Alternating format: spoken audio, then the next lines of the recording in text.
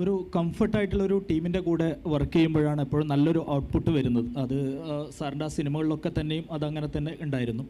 ഈ പുതിയൊരു കാലഘട്ടത്തിൽ ഏറ്റവും കൂടുതൽ സാറ് ചെയ്തിട്ടുള്ളത് ആസിഫിൻ്റെ കൂടെയാണ്. അപ്പോൾ പുതിയ കാലഘട്ടത്തിലെ നടന്മാരിൽ ആസിഫാണോ സാർക്ക് ഏറ്റവും കംഫർട്ടായിട്ടുള്ള നടൻ എന്നാണ് ഒന്നാമത്തെ ചോദ്യം. 2, പുതിയ സിനിമകളൊക്കെ കാണുമ്പോൾ ഇപ്പോൾ ഉള്ള നായകന്മാരൊക്കെ വെച്ച് നോക്കുമ്പോൾ ഇയാളെ കിട്ടിക്കഴിഞ്ഞാൽ എനിക്ക് ഒരു നല്ല സബ്ജക്റ്റ് വരികയാണ്, ഇയാളെ വെച്ച് ചെയ്യണം എന്ന് തോന്നിയിട്ടുള്ള ഏതെങ്കിലും ഒരു നായകൻ ഉണ്ടോ? ഈ 2 കാര്യങ്ങളാണ് അറിയേണ്ടത്. ആസിഫ് അലിയുമായിട്ട് സിനിമ ചെയ്യാനുള്ള ഒരു കാരണം എന്ന് പറയുന്നത്, ഞാൻ അദ്ദേഹത്തിൻ്റെ 2ാമത്തെ സിനിമയാണ് അപൂർവ രാഗം, ഞാൻ ചെയ്ത സിനിമ. അപ്പോൾ അത് ശ്യാമപ്രസാദിൻ്റെ ഋതു എന്ന സിനിമ കണ്ടപ്പോൾ ഞാൻ ഈ കഥയുമായിട്ട് ഞാൻ കുറച്ച് നാളായിട്ട് ഇങ്ങനെ ഒരു പുതിയ ആൾക്കാരെ വെച്ച് തന്നെ ചെയ്യണം, അത്ര നോൺ ആർട്ടിസ്റ്റുകൾ വേണ്ട. കാരണം ആ കഥാപാത്രങ്ങളുടെ ഒരു പ്രത്യേകതയുണ്ട്. ആ സിനിമയിൽ കണ്ടവർക്കറിയാം, അതിനകത്ത് പ്രഡിക്റ്റബിൾ അല്ല ഈ ക്യാരക്ടേഴ്സൊന്നും. അതുകൊണ്ട് തന്നെ മുൻപരിചയമുള്ള ആക്ടേഴ്സ് വേണ്ട എന്നുള്ള തീരുമാനം ഉണ്ടായിരുന്നു. അപ്പോഴാണ് ശ്യാമിൻ്റെ ഈ ഋതുവിൻ്റെ ഒരു പ്രിവ്യൂവിന് എന്നെ വിളിക്കുന്നത്. അപ്പോൾ ഞാൻ കണ്ടപ്പോഴാണ് എനിക്ക് ആസിഫിലേക്ക് ഞാൻ എത്തുന്നത്.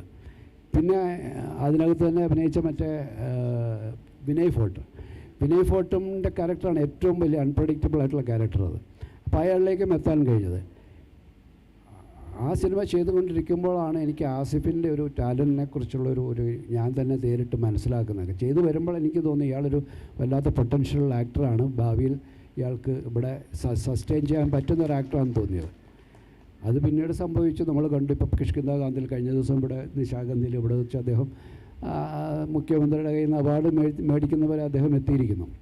തീർച്ചയായിട്ടും പുതിയ തലമുറയിലെ ടാലൻ്റഡായിട്ടുള്ള ഒരു ആക്ടേഴ്സിൽ നമുക്ക് ആസിഫിനെ തന്നെ ചേർത്ത് വെക്കാവുന്നതാണ്. 2ാമത്തെ ചോദ്യം, നമുക്ക് അങ്ങനെ ചെയ്യണമെന്ന് തോന്നിക്കുന്ന ഒരുപാട് ആക്ടേഴ്സ് ഉണ്ടെങ്കിലും ഔട്ട്സ്റ്റാൻഡിംഗ് ആയിട്ട് എൻ്റെ മനസ്സിൽ എനിക്ക് മോഹൻലാലിനെയൊക്കെ വെച്ച് ചെയ്ത സിനിമകളുടെ പൊട്ടൻഷ്യൽ എനിക്ക് വീണ്ടും കിട്ടാവുന്ന ഒരു ആക്ടർ എന്ന നിലയിൽ എൻ്റെ മനസ്സിലുള്ളത് ഫഹദ് ഫാസിലാണ്.